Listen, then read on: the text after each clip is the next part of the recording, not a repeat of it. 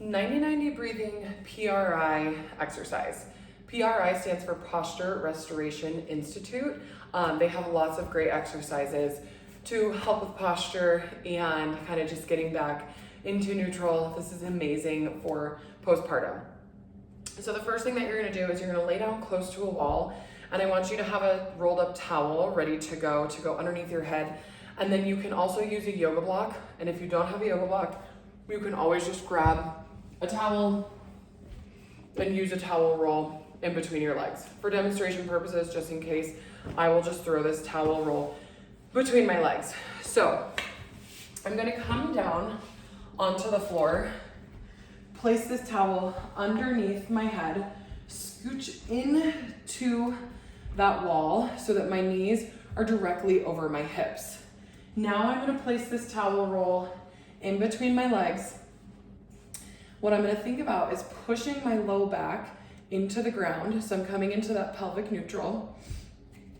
And as I inhale into my ribs, getting that nice expansion, I'm gonna squeeze on the exhale, squeeze my knees together. This is helping activate my adductors, which is gonna help gently lift the pelvic floor. Then I'm going to lift my tailbone up off of the floor ever so slightly. And if you feel your hip flexors start to want to work, you're gonna give that block or towel a nice good squeeze.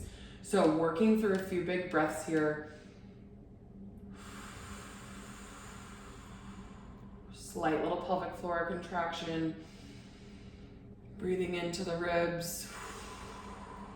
Feel those hip flexors kick on. You can squeeze that towel block a little bit harder. And then I've got just a little bit of space in between my glutes and the floor. And this is also helping activate my proximal hamstrings.